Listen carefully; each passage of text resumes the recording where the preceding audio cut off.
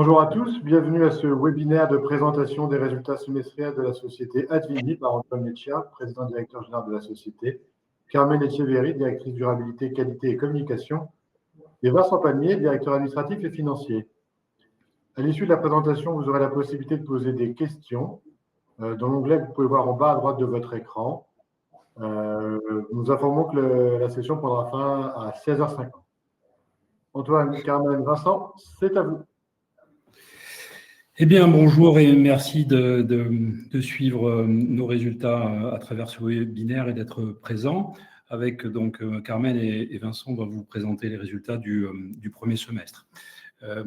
Comme d'habitude, les faits marquants du semestre, qu'est-ce qui a marqué notre activité et bien sûr nos résultats. Ensuite, vous aurez le détail de tous les comptes avec Vincent, notre point sur notre démarche ESG et puis les perspectives pour l'année.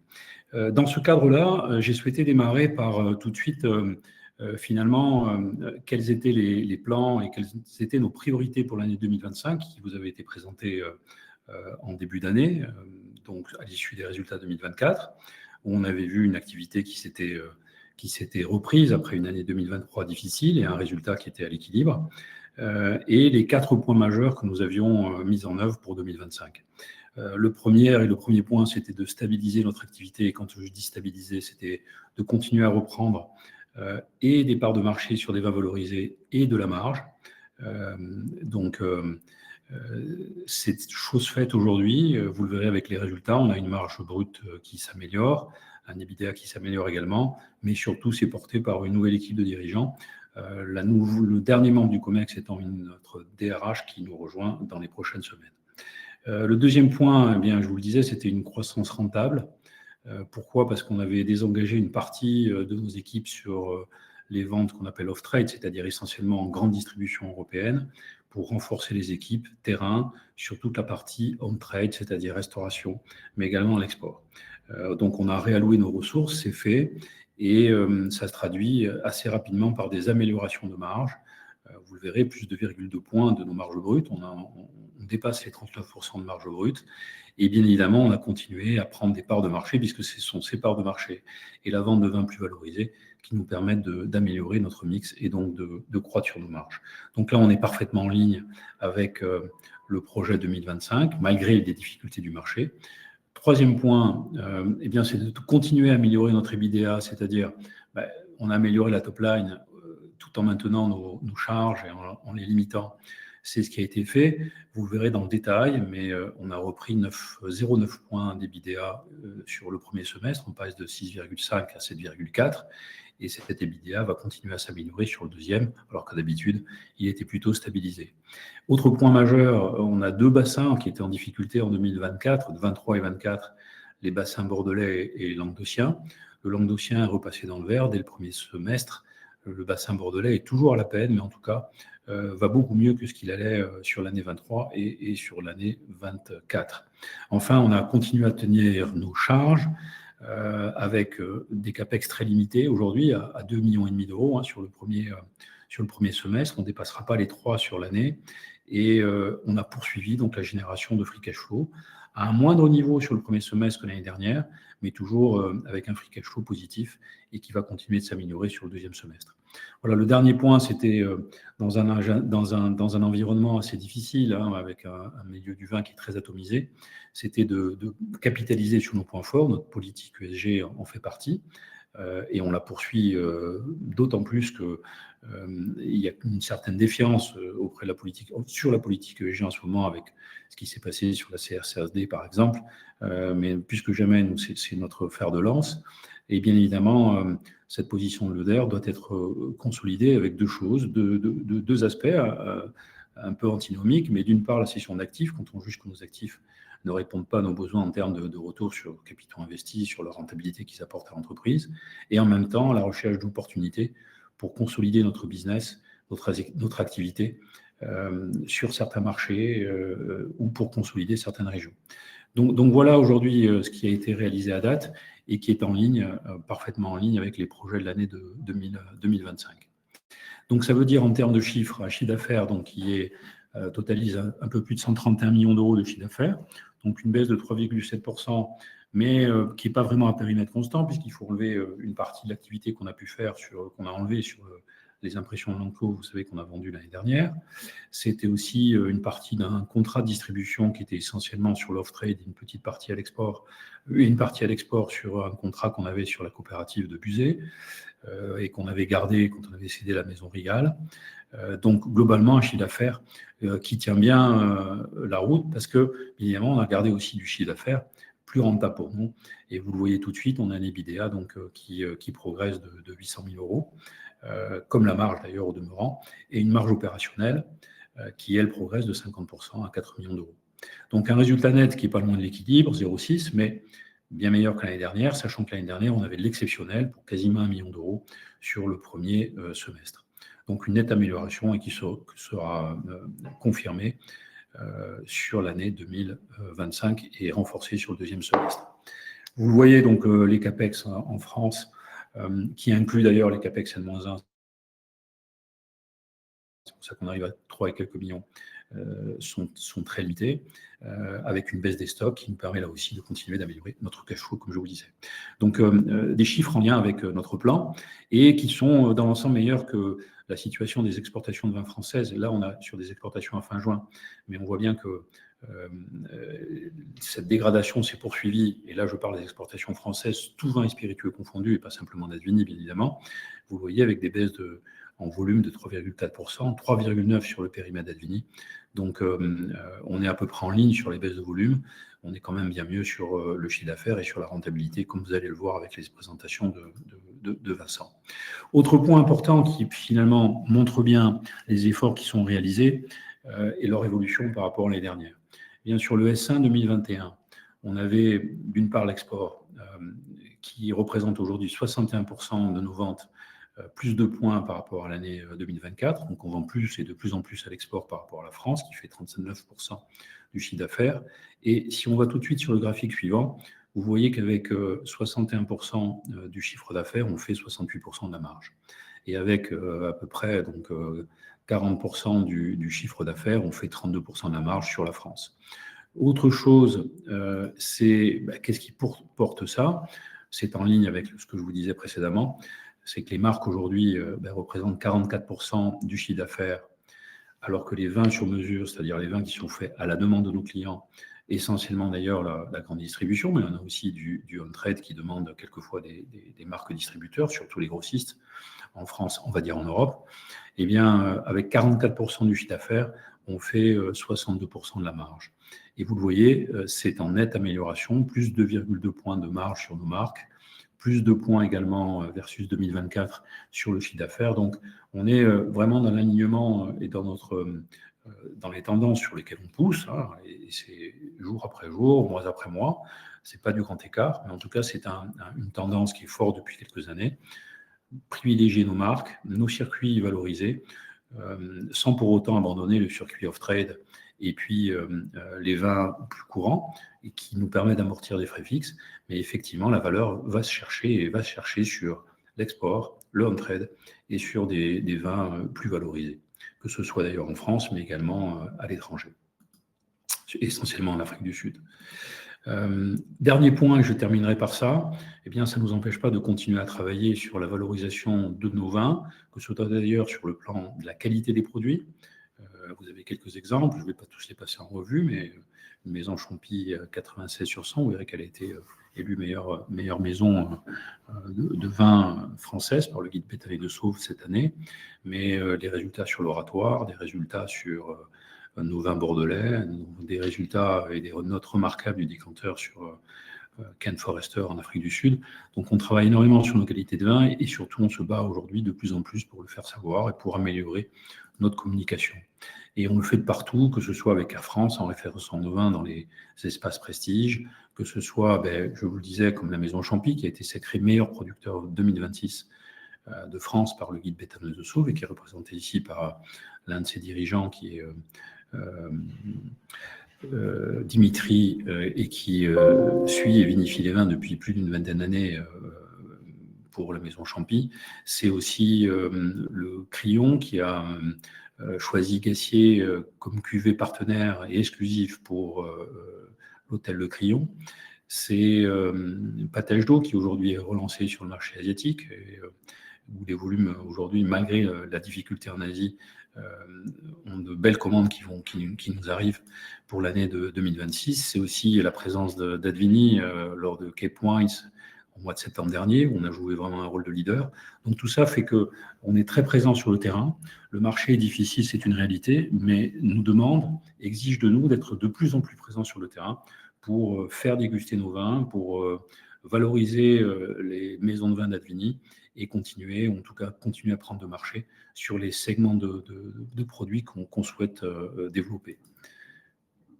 Voilà. Voilà pour l'essentiel en termes d'actualité. J'y rajoute bien évidemment la partie ESG et je laisse pour ça la parole à Carmen pour vous donner une idée de tout ce qu'on a pu réaliser encore sur ce semestre et qui est en ligne avec une politique que nous mettons depuis plus de 20 ans au sein d'Advini. Merci Antoine. En effet, la politique ESG du groupe, pour ceux qui nous suivent depuis plusieurs années, elle est vraiment au cœur de notre ADN et ancrée, puisqu'on a lancé ces mouvements-là, ces politiques et ces engagements, on les a structurés depuis 2023. Et on voit qu'on a, malgré un contexte réglementaire qui évolue, qui est fluctuant et qui est plutôt en recul à l'échelle européenne, on a quand même un contexte qui est porteur, puisque cette politique ESG nous permet d'être beaucoup plus résilient à tout un tas de titres et nous permet d'aller créer de la valeur de tout un tas de façons différentes. Créer de la valeur justement en nous permettant de garder des conditions d'accès au marché.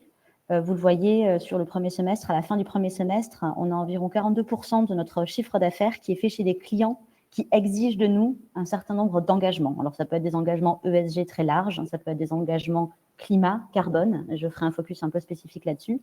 Mais en tout cas, ces conditions d'accès marché vont être de plus en plus intenses, notamment sur des marchés qui sont particulièrement sensibles et qui sont des marchés très importants pour Advini, comme les monopoles scandinaves par exemple, ou encore le Canada. On a vraiment intérêt à avancer en ce sens pour pouvoir continuer à faire du business sur ces marchés. La Norvège, par exemple, a mis des seuils de poids de bouteille. On ne rentre plus en Norvège des bouteilles au-dessus de 420 grammes. Donc, avoir anticipé un petit peu tout ça, être en ordre de bataille et avoir d'ores et déjà des politiques qui nous permettent de faire face à ces nouvelles exigences, ça nous permet de rester ancrés avec ce qui se passe sur nos marchés. On a aussi, dans un contexte économique qui est tendu, des vrais gains à aller chercher, des économies de charge, par exemple, quand on parle de performance énergétique. Donc, on parle de démarches qui sont en progression dans l'intégralité des maisons du groupe. On a diminué nos consommations de 8%. Ce que ça veut dire très concrètement, c'est que les factures suivent. Dans un contexte où le coût de l'énergie a explosé, ça nous permet également d'être plus résilients. Puis enfin, il y a des sujets qui sont difficiles à quantifier, mais qui sont aussi extrêmement importants. C'est des préoccupations qui sont de plus en plus importantes pour qu'on puisse continuer à recruter, et pas que dans les nouvelles générations. On a des questions sur nos engagements qui sont de plus en plus posées lors de nos entretiens de recrutement, et cette politique ESG, elle a un vrai rôle à jouer dans le cadre de la marque employeur Advini. Donc la politique, elle est structurée autour de 3 grands piliers, la durabilité, l'ancrage et la gouvernance. Donc c'est 12 champs d'action et 106 chantiers qui ont été lancés donc, sur la période 2022-2025. On arrive au bout de la programmation et on a bien avancé. Donc 105 chantiers lancés avec un taux d'avancement moyen à 82%. Donc je ne vais pas rentrer dans un détail beaucoup plus complexe des différents champs d'action, puisque sur la présentation d'aujourd'hui, on a décidé de faire un focus un peu plus spécifique sur un sujet qui anime énormément nos marchés et nos business, c'est le bilan carbone d'Advini. Donc le premier semestre 2025 a vraiment été une occasion pour nous permettre de consolider notre méthodologie de reporting et avoir un suivi qui soit vraiment robuste. On a validé nos trajectoires auprès du SBTi, donc l'organisme en charge de la validation des trajectoires en lien avec les accords de Paris. Donc là, on est vraiment opérationnel pour pouvoir suivre tout ça. Et donc, vous le voyez, par rapport à notre année de référence, donc l'année 2023, on a déjà pas mal de nos indicateurs qui sont au vert. Alors, qui sont au vert par le travail qui a été fait sur les emballages, notamment sur le verre, qui est le plus gros poste d'émission. Alors, la partie intrant, elle est un petit peu plus discutée, puisque c'est parce qu'on a acheté moins de volume de vin, principalement, que cette enveloppe a diminué. C'est aussi un meilleur pilotage de nos stocks.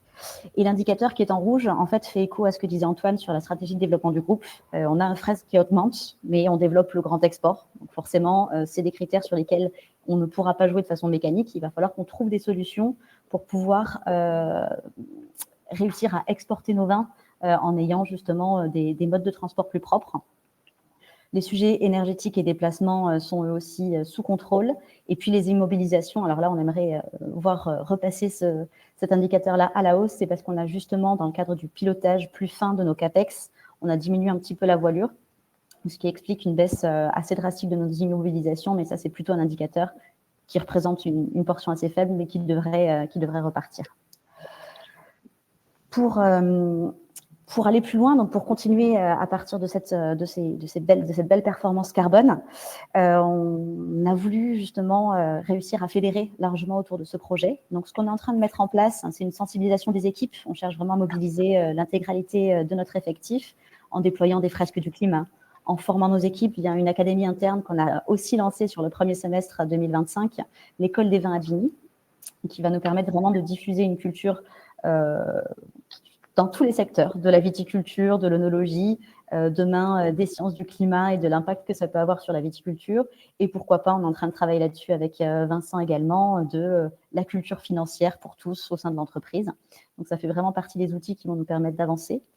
Et puis une phase de pilotage qui sera importante puisqu'on a donc défini notre trajectoire de décarbonation à l'échelle du groupe et on veut maintenant la rendre beaucoup plus opérante en la déclinant à l'échelle de chacune de nos maisons, pour que ça puisse être vraiment piloté au niveau où on pilote le business. Et ça, c'est quand même très important. Et puis, depuis 2025, donc, ces objectifs de décarbonation sont intégrés directement dans les grilles au VAR, donc dans les objectifs variables des dirigeants, et donc vont donc nous permettre d'avoir un vrai enjeu de pilotage de tous ces sujets. Et puis, il n'y a pas que nous en interne, hein, on a décidé aussi donc, de mobiliser beaucoup plus largement et donc de rendre visibles tous ces engagements-là en externe, toujours dans une perspective de création de valeur. Et c'est pour ça, donc, je vous en parlais, qu'on s'est engagé auprès de SBTi, donc, qui est l'organisme de référence pour la validation des trajectoires de décarbonation des entreprises, et qu'on va intégrer donc, dès la fin de l'année, début d'année prochaine, le label IWCA, donc, qui est un collectif d'entreprises engagées à l'échelle internationale pour l'action climatique. Et puis, bien sûr, et ça, c'est vraiment le levier sur lequel on aura le plus de boulot dans les années qui viennent, toute la partie de mobilisation de nos parties prenantes, puisqu'il y a parmi nos émissions un gros travail à faire avec notre amont viticole et avec nos fournisseurs verriers. Donc, des chantiers sont en cours là aussi pour les embarquer.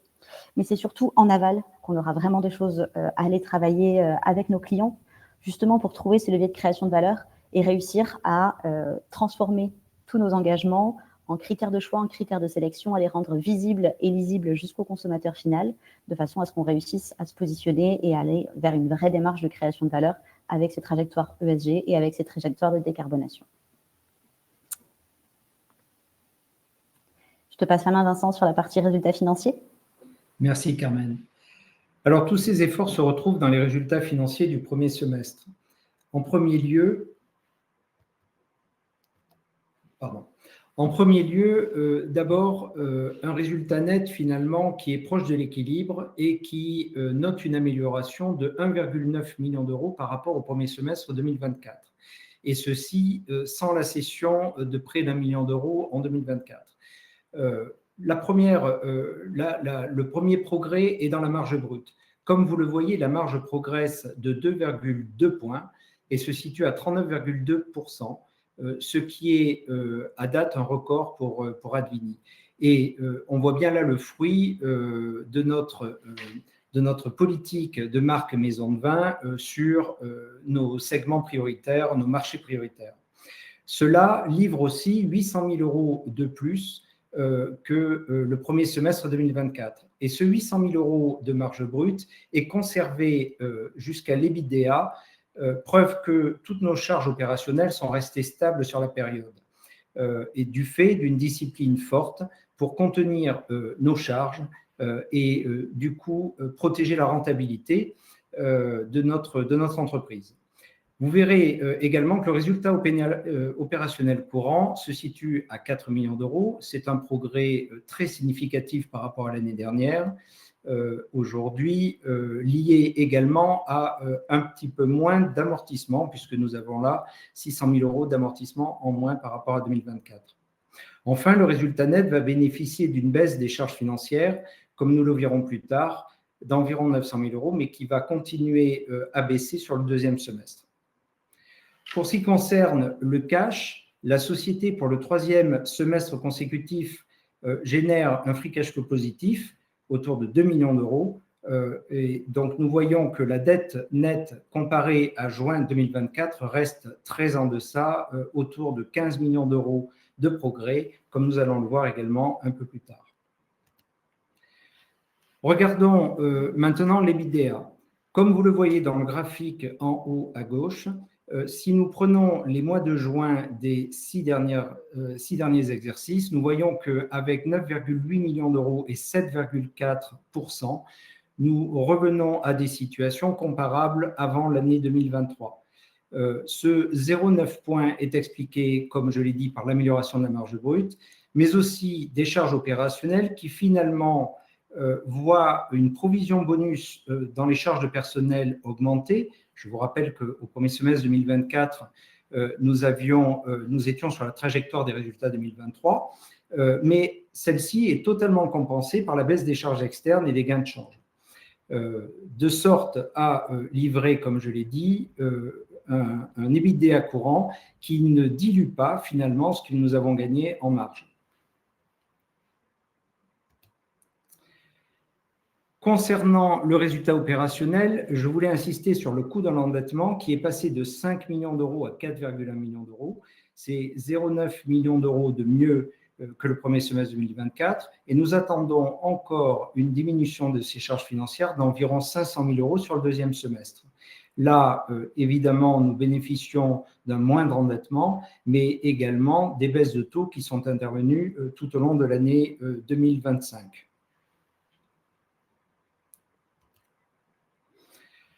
En ce qui concerne le cash flow, regardons d'abord en haut à gauche l'état des stocks. Vous voyez que non seulement les stocks ont baissé d'environ 15 millions d'euros de juin 2025 à juin 2024, ce qui est une baisse également de 4 millions d'euros par rapport à la fin d'année 2024, ce qui montre que nous continuons nos efforts de réduction de nos stocks sur la période du premier semestre. Mais quand vous regardez les 5 derniers exercices à fin juin, vous apercevez que juin 2025 est le niveau de stock le plus bas de la période. Ce qui veut dire que nous avons travaillé bien au-delà, je dirais, de l'optimisation des années précédentes. Et nous savons également que nous pouvons aller chercher en jours de stock une performance meilleure sur les prochains semestres. Le free cash flow positif de 2 millions d'euros ensuite se transforme en cash flow net de moins 11 millions d'euros, lié principalement au service de la dette, qui, je vous rappelle, est de l'ordre de 8 millions d'euros pour le remboursement de la dette et 4 millions d'euros donc des charges d'intérêt.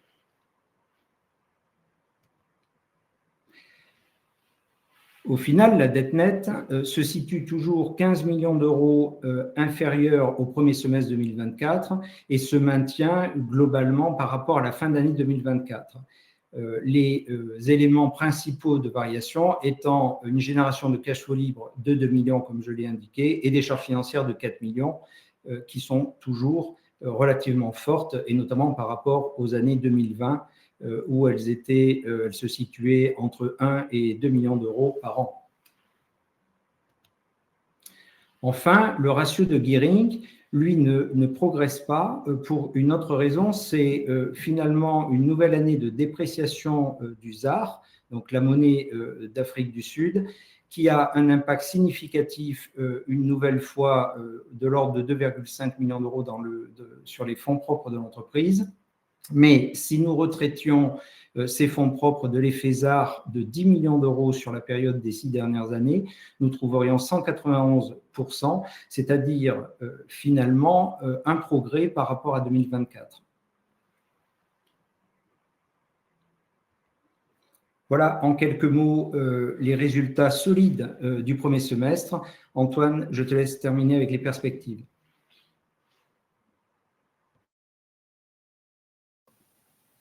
Antoine, il faut que tu actives ton micro.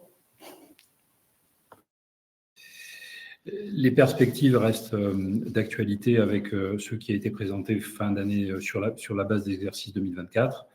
On doit continuer à améliorer nos résultats de façon encore plus significative, bien évidemment. Comme ça vous a été présenté, je pense que la tendance d'amélioration de la marge, d'amélioration du mix, sont en ligne avec l'amélioration globale de la profitabilité et de la rentabilité de l'entreprise. On a réussi en 18 mois à compenser les absences d'hausse de prix qui nous avaient coûté plusieurs millions d'euros en 2023. La deuxième étape, mais qu'on fait de façon conjointe, c'est bien évidemment de remettre l'entreprise en situation de pouvoir payer finalement ses frais financiers. Comme le disait Vincent, en 2022, on a payé 1,5 million d'euros de frais financiers. On en a payé en 2024 10 millions. Et donc, répercuter 8 millions d'euros sur tous nos prix, en particulier sur les activités de vin sur mesure, c'est très difficile. Ça se fait pas à pas. Et les résultats de l'année montrent qu'on y arrive. Bien évidemment, quelquefois, il faut sacrifier un peu de chiffres. C'est ce qu'on essaye de faire. Et c'est comment on arrive à se développer sur nos marques en mettant les moyens nécessaires sans perdre trop de pieds sur la partie service, on va dire, sur la partie vin sur mesure, qui, par contre, est nécessaire aujourd'hui pour continuer d'améliorer nos frais fixes. Donc ça, c'est la première chose. La deuxième chose, c'est que dans un marché qui est difficile, mais je crois qu'il a toujours été difficile pour le monde du vin, avec des hauts et des bas, mais aujourd'hui, plus que jamais, on a un marché très atomisé. Les coûts d'exportation sont de plus en plus élevés. Il faut être de plus en plus sur le terrain. Et effectivement, je pense qu'une partie des opérateurs qui ont une taille suffisante vont réussir à prendre des parts de marché. C'est ce qu'on a fait sur le premier semestre. Sur les créneaux de produits qu'on souhaite vendre. Je vais vous donner un exemple simple. Notre progression des vins de Chablis sur les États-Unis, dans un marché qui pourtant est difficile, en particulier sur le deuxième semestre, est une croissance des sorties sur le terrain de plus de 27%. La raison est relativement simple. D'abord, on a une belle marque, bien évidemment, elle est bien soutenue, on a un très bon distributeur sur les États-Unis, mais son patron des importations me disait que tout simplement, les restaurants qui avaient 5 ou 6 Chablis sur leur carte sont passés à 2 ou 3. Et là, bien évidemment, sont privilégiés les gens qui sont sur place, les marques qui sont déjà très présentes. Et donc, ça augure quand même, pour nous, des prises de parts de marché et une meilleure pénétration des marchés plus forte dans les années qui viennent, dans les mois même qui viennent, et on le voit déjà. Bien évidemment, quand les marques sont suffisamment connues et quand nos équipes sur le terrain sont suffisamment présentes et connaissent bien leur marché, ce qui n'est pas le cas pour Avigny dans tous les marchés dans lesquels on est présent. Certains marchés, on est véritablement leader des vins de terroir, comme au Canada par exemple, et essentiellement d'ailleurs sur la partie québécoise.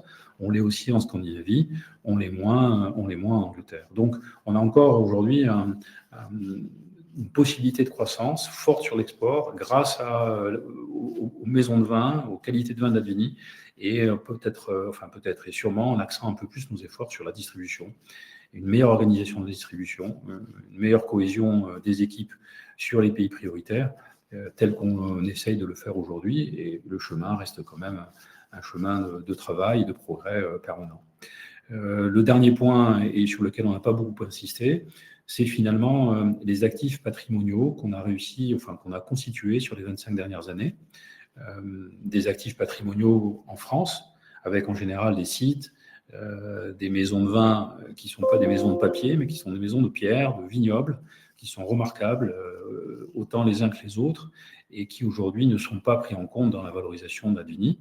Bien évidemment, ces actifs, il faut les transformer en résultats, en profitabilité, mais les résultats d'aujourd'hui montrent non pas qu'on prend ce chemin, mais après l'accident de 2023, qu'on reprend un chemin plus normal de valorisation de ces actifs, et ça va s'accélérer dans les mois et dans les années qui viennent. En tout cas, on met tous nos efforts pour ça, avec un nouveau management, de nouvelles équipes, mais ça n'empêche pas la valeur forte du patrimoine d'Advini. Et je terminerai sur un dernier point, c'est qu'on a une valeur d'action aujourd'hui qui autour d'une douzaine ou 13 euros, ça peut descendre un peu plus bas, monter un peu plus haut, mais qui est très loin finalement de la valeur des actifs. Vous avez vu qu'on a des capitaux propres qui baissent, c'est vrai, une dizaine de millions, voire plus, simplement avec l'impact du ZAR, et qui ne représente pas la valeur aujourd'hui des actifs en Afrique du Sud, mais globalement, on a autour de 80 millions d'euros de capitaux propres. Notre valorisation à date à 12 ou 13 euros, c'est moins de 50 millions d'euros pour la valeur d'Advini. Et on sait très bien, parce qu'on a quelquefois des offres sur certains de nos actifs, qui sont des offres à 3 chiffres. Donc on est aujourd'hui très loin de cette valeur. Alors évidemment, quelquefois c'est frustrant, mais en même temps, ça nous conforte sur la valeur patrimoniale de nos maisons de vin. et de nos actifs viticoles, de nos actifs immobiliers, qui sont aujourd'hui un vrai socle pour le développement et qui nous permettent de voir l'avenir de façon non pas rose, mais en tout cas positive, et en tout cas de façon dynamique et qui entraîne l'ensemble de nos équipes pour faire mieux et aller plus loin dans les mois qui viennent. Voilà, merci beaucoup pour votre écoute. On a essayé de faire court parce que la dernière fois, on a vu quelques remarques qui nous expliquaient qu'en webinaire, une présentation trop longue était un peu rédhibitoire. Mais bien évidemment, ça nous permettra aussi d'avoir laisser plus de place à vos questions si vous en avez. Merci Antoine, merci Carmen, merci Vincent. Alors, justement, pour poser une question, nous vous rappelons qu'il vous suffit de cliquer dans l'onglet questions en bas de votre écran et de rédiger votre question. Et on a déjà une première question sur les États-Unis. Quel est le chiffre d'affaires réalisé par le groupe en Amérique du Nord? Est-ce que cette croissance de chiffre d'affaires sur cette zone OS1 n'est pas liée à un effet de stockage de vos clients en anticipation des hausses de tarifs? Et enfin, quelle est la performance de cette zone à date? Alors, en fait, je ne dis pas que c'est une chance pour nous ce qui se passe, mais on avait un chiffre d'affaires qui était d'une quinzaine de millions d'euros il y a 3-4 ans, un peu moins peut-être, 12 ou 13 millions d'euros, et on a perdu notre importateur suite à une histoire de contrat, et donc on a perdu une grande partie de la distribution de nos marques. Donc on est tombé à un chiffre d'affaires de 3-4 millions d'euros, l'année dernière autour de 4,5, et en fait on a redéployé une équipe, une activité, et donc, on est reparti quasiment avec des balles neuves sur ce pays. Et donc, on n'a pas été très touché avec toutes les politiques de stockage. La seule marque qui était restée bien distribuée, c'est la marque La Roche. Et je vous ai déjà dit que finalement, ça se passe très bien. Des sorties et des déplétions à plus 27 sur le pays, mais pour des raisons aussi de réorganisation, probablement de la restauration, de la distribution, qui diminue le nombre de fournisseurs. Et donc, nous, cette année, on va faire une très excellente année, parce qu'on a redéployé nos équipes, on a quelques clients nouveaux qui nous ont fait confiance et en conséquence, on a été très peu impacté sur ces taxes. Et donc, on va faire cette année entre 12 et 13 millions d'euros de chiffre d'affaires. Donc, on revient au chiffre d'affaires aux États-Unis de ce qu'on avait pu faire les années précédentes. Ça, c'est le premier point. Le deuxième point, c'est que quand même, à date, on reste vigilant, non pas inquiet, mais en tout cas, on n'est pas non plus complètement serein sur ce pays, parce que effectivement, les taxes trimbent de 15%. Aujourd'hui, peu de gens les ont répercutées aux consommateurs. On a, nous, par exemple, pris la moitié des taxes à notre charge, la moitié a été prise par nos importateurs. Et donc, ça veut dire que, et en plus avec une baisse du dollar, et donc une hausse des coûts sur le continent américain, veut dire qu'on va avoir des impacts indiscutables sur les prix dans les mois qui viennent. Et je pense que c'est pareil pour toutes les industries. On n'a pas encore l'inflation aujourd'hui qui reflète la hausse des prix qui va être pratiquée aux États-Unis directement auprès du consommateur. Donc, bien évidemment, ça pourra avoir un impact. Mais c'est vrai que nous, on est reparti quasiment à zéro. On a refait nos prix en fonction et un positionnement qui va peu bouger, parce que finalement, les 15%, on va réussir à les absorber. C'est plus le dollar qui, s'il continue à se déprécier, peut avoir un vrai impact. Alors, pas tout de suite, puisqu'on a des couvertures, mais probablement à partir de l'année 2026, mi-2026, ça peut avoir des impacts réels sur les sorties et ce qu'on appelle sur les déplétions. Alors ça, c'est pour les États-Unis. Vous parliez de l'Amérique du Nord. Le Canada continue à très bien fonctionner. Un mois d'octobre au Canada qui va être un mois record pour Advini. Et là aussi, ce sont essentiellement des jolis produits, des belles maisons qui sont vendues sur ce pays. Quand je dis Canada, c'est essentiellement la SAQ, où on est numéro 1 français aujourd'hui. Et donc là, ça fonctionne bien pour nous. Donc ce sont deux pays aujourd'hui qui ont beaucoup tiré l'activité que vous avez vue en croissance sur la partie export pour Advini. Merci Antoine. On a une autre question qui porte sur d'éventuelles cessions d'actifs. Est-ce que c'est envisagé? Et si oui, quel montant en espériez-vous? Alors oui, c'est vrai que c'est un peu contradictoire. On parle de cession d'actifs et d'acquisition. Cession d'actifs, en fait, c'est vrai on a acheté beaucoup de vignes, de terres, etc. Et quand on parle de cession d'actifs, c'est qu'on a une revue régulière, de plus en plus régulière et plus professionnelle de nos actifs sur leur rentabilité, sur ce qu'elles apportent au groupe et finalement la contribution qu'elles auront, non pas simplement à court terme, mais également à moyen et long terme. Alors, vous allez me dire, moyen et long terme, c'est de plus en plus difficile à imaginer. Mais l'idée, c'est de se dire que si on a des actifs qui font un tout petit chiffre d'affaires et avec une rentabilité qui va être trop longue, trop faible, et qui ne valorise pas assez notre portefeuille, on est prêt à les céder. Et ça dépendra d'opportunités, parce que, bon, on a des offres, des discussions tous les jours, de la même façon qu'on a des offres à la vente, on a des offres à l'achat. Et donc, ça, c'est la deuxième chose. Aujourd'hui, on a un portefeuille de produits, un portefeuille de maisons de vin, de marques, qui ne demande qu'à se développer. Notre talon d'Achille aujourd'hui, même si on le cultive, même si on travaille, même si on progresse, c'est d'avoir une distribution mieux organisée, plus professionnelle. On a renforcé nos équipes pour cela et elles ne demandent qu'à développer nos ventes. Aujourd'hui, un oratoire des papes, c'est quasiment 350 000 bouteilles par an. Ça peut être 500 000 bouteilles. Donc, ça veut dire où on le développe, comment on le développe, avec quelles équipes, sur quel marché. Et cette priorité est essentielle pour nous. Et si on doit renforcer nos actifs sur cette partie de Châteauneuf-du-Pape, eh bien, on le fera. C'est en ce sens-là qu'on saisira des opportunités. Si on doit renforcer notre capacité à distribuer les vins, que ce soit en France, comme on l'a fait sur l'on-trade en renforçant nos équipes de vente, que ce soit dans d'autres pays où on peut passer des accords de partenariat, de distribution avec certains opérateurs, on le fera également, y compris si ça doit passer par des petits accords capitalistiques. Donc c'est vraiment ce qui nous anime aujourd'hui en termes de saisie d'opportunités pour le futur. C'est comment les opportunités qu'on peut saisir si elles se présentent vont nous permettre de mieux vendre nos marques, de pays et d'être beaucoup plus performants.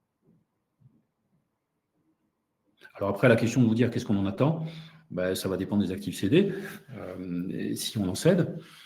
Mais bien évidemment, il faudra que ça soit significatif ou alors, si je n'en parle même pas, c'est-à-dire que si c'est quelques millions d'euros sur quelques actifs parce qu'on ressent des choses ou qu'on cède un bâtiment ou deux ou un vignoble ou deux, ce ne sera pas vraiment significatif.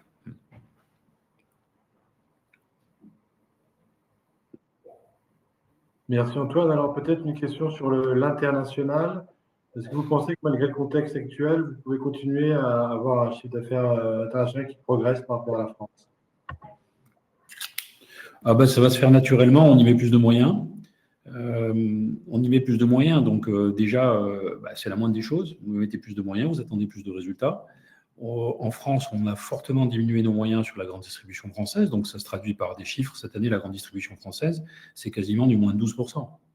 Et je ne dis pas que c'est volontaire, on aimerait bien la maintenir, mais pas à n'importe quel coût. Et on est passé d'une force de vente d'une quinzaine de personnes à 6 personnes. Et la force de vente, elle est passée sur le on-trade, c'est-à-dire sur des vins beaucoup plus valorisés.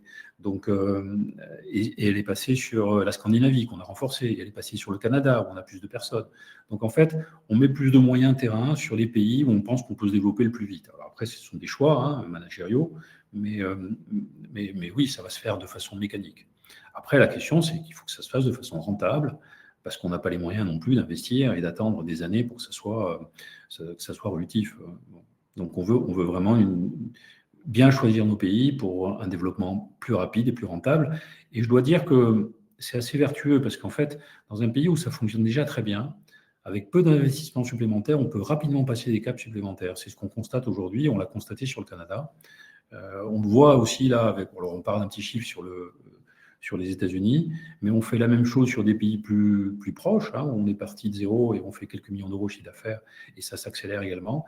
Donc, c'est inéluctable. En tout cas, ce n'est pas en restant en France qu'on va continuer à progresser. Bien sûr, Antoine. Alors, on a une question sur un tout autre registre. Vous avez l'habitude de choyer vos actionnaires. Qu'est-ce que vous faites pour vos actionnaires individuels en ce moment? On a, alors là aussi, c'est une démarche qui prend du temps, mais qui ne va pas s'arrêter. On a bien conscience qu'on ne s'est pas assez occupé de nos actionnaires individuels. Donc, d'abord, on le fait déjà, mais on a créé un club actionnaire et on a 3 communications et invitations par an pour réunir sur certains de nos sites nos actionnaires. On l'a fait au mois de juin pour la Maison Champy et on a reçu une vingtaine de personnes avec un repas, une explication, des dégustations et bien évidemment une explication sur la stratégie et répondre à toutes les questions de nos actionnaires. On leur offre aussi, parce que c'est la moindre des choses, on est une maison de vin, on leur offre des coffrets, des tarifs préférentiels pour acquérir nos vins et puis peut-être en faire profiter leur famille, leurs amis. Et Et donc, pour nous, c'est assez vertueux. On essaye de mieux communiquer et on a pris une agence pour nous aider parce que c'était probablement pas notre fort, mais de mieux communiquer sur nos résultats, sur ce qu'on fait, où on en est, expliquer quand on n'est pas bon, expliquer là où on est meilleur et où on va progresser. Enfin, tout ça, et avec une transparence la plus totale pour montrer où on va, ce qu'on va faire et pourquoi aujourd'hui c'est une bonne chose d'investir auprès d'Advini. Alors, les chiffres le montrent eux-mêmes, hein, bon, mais probablement qu'aujourd'hui, cette valorisation insuffisante, au moins au niveau des capitaux propres, voire un peu plus, puisqu'on a des plus-values latentes sur nos actifs qui sont très fortes, mais c'est probablement une communication insuffisante, pas suffisamment qualitative, et on est décidé à s'améliorer sur ces sujets-là, quoi. Donc, au-delà d'ailleurs de la communication, c'est aussi de montrer de façon très palpable, physique, concrète, tous les actifs dont on dispose Advini et qui vont conforter, je pense, les actionnaires dans la valeur intrinsèque du groupe. Je me permets un complément. Donc, si il y a dans l'auditoire des actionnaires individuels qui n'ont pas encore rejoint le club des actionnaires, n'hésitez pas à vous manifester. Toutes les informations sont disponibles sur le site d'Advini. Et donc, vous pouvez embarquer dans ce projet qui vise justement à renouer un petit peu le lien et à développer ces interactions, justement pour que vous soyez intégrés au cœur du projet de l'entreprise. La prochaine invitation pour nos actionnaires, ce sera dans le courant du mois de décembre, enfin fin novembre ou début novembre-décembre. Ça sera communiqué dans les jours qui viennent. Alors, on nous a dit qu'il ne fallait pas communiquer trop tôt, non plus pas trop tard, bien évidemment, et ça se passera à Bordeaux.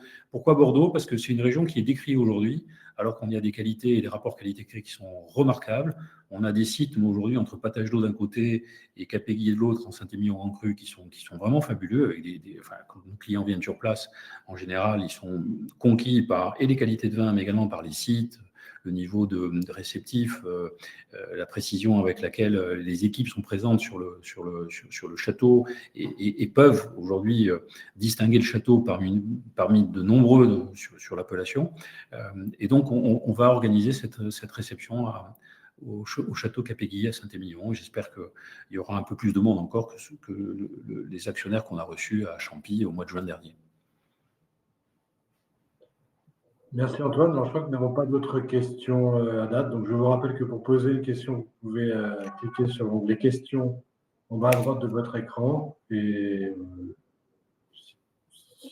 si pas d'autres questions, je propose que dans ce cas-là, Antoine, je vous laisse la parole pour conclure le webinaire. Alors, écoutez, on a connu donc une année 23 très difficile. Et je crois que la première chose et le premier élément, c'était de redonner du corps à l'entreprise avec une nouvelle équipe de management. Elle est en place maintenant depuis plusieurs mois. Et ça, c'est la première chose. On est une entreprise familiale, humaine.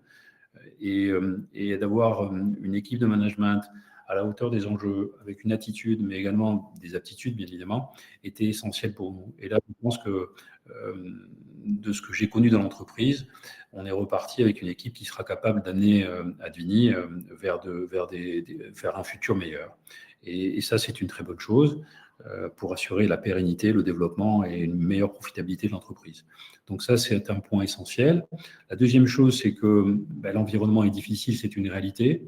C'est plus une opportunité aujourd'hui qu'un risque pour Advini.